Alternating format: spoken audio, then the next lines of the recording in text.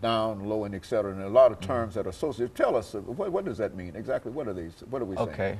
When you speak about the down low brother, it's the guy that has sex with female, has a female partner, but also engages in sex with males, but doesn't want anyone to know. He's the one that isn't secure in his sexuality enough to let people know that, yeah, I'm having sex with men and I'm having sex with women.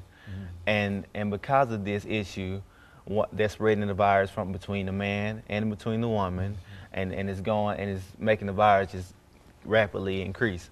I've had several clients myself that once I sit them down and it's just me and them talking, they'll be like, yeah, I have sex with men and women.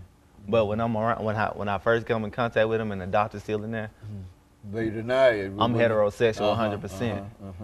And so there's a stigma even attached to that heterosexual and homosexual relationship.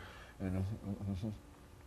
And that comes from not talking. That comes from being afraid to broach the subject, period. I mean, that even goes back to the schools or the colleges. We don't want to talk about sex, you understand me, because parents may, you know, protest or whatnot, but the bottom line is young adults, young high schoolers are having sex, that the teen pregnancy rate hadn't gone down and that type of thing. So, but if we could initiate conversations surrounding sex, then we could throw in some education, the way as people can protect themselves, whether protect them from the children from being pregnant or not. I don't get into that part. When I'm out on the street, I generally tell people, hey, we want the babies, but the thing about it is we want you safe. Until you know that you are safe, use these condoms, prophylactics, use these, and then when you get ready to have a baby, then, you know, once you get the proper test, your partner tested and that type of thing. But the lack of the conversation from the beginning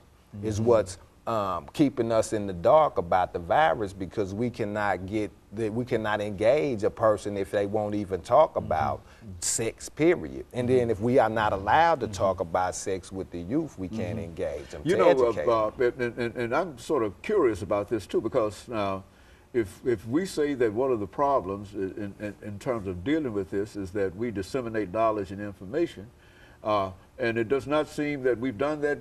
We've been doing that all along, but how is it that we need more knowledge? And I mean, well, the thing is, we can tell one person over and over again what to do, and it's up to them to react on it. And there's a lack of maturity. That's what it really is. There's a lack of maturity. You're mature enough to have sex, but you're not mature enough to have this conversation before you have sex. And there's the lack of condom negotiation within women. They don't want to tell this guy because he might leave me if I tell him he has to put on a condom. We can't have sex without a condom. We can't. I can't do it. And that's that's an issue within itself. The lack of maturity. You're mature enough to lay down, but you're not mature enough to protect yourself. And so it's a what about some kind of vaccine? I mean, did we give up on that entirely, or what? No, they're still working on the vaccine. They still it's still in trials or whatnot. They don't have anything you know, substantial to offer us in that aspect. So only thing we still have is education. And I really appreciate the question that you just asked, because the information hadn't changed. It hadn't gotten more complex or anything. It's still simple and dry and cut. You know what I mean? But I think that not having the response from the public that you would like, you know, is what's keeping the education is out there. It's not anything different than 10 or 15 years ago as far as how you get it, how you don't get it, or whatnot. I think that our acceptance level is just probably either down or at the same level, to whereas we constantly talking to the same people. The people who are interested in what we're saying are protecting themselves. You understand what I'm saying? Like the preaching to the choir. Yeah, exactly. You know, a lot of the time. The folks who need to hear it really don't hear it. Exactly. That's why something like this is very important, because you reach a wide range of people that can extend the knowledge to other segments of the population. You see what I mean? Yeah. Okay, we've got about a minute and a half, Mr. Williams, before we end this show for today. But do you have any kind of parting statements that you would like to make, as well as Mr. Davis? I would just like to say that I'm gonna go back and say, protect yourself. I mean, when you look at the professional athletes, they don't go play football without their shoulder pads. They don't play basketball without their mouthpiece. You shouldn't have sex without a condom. Protect yourself. As simple as that. Dave?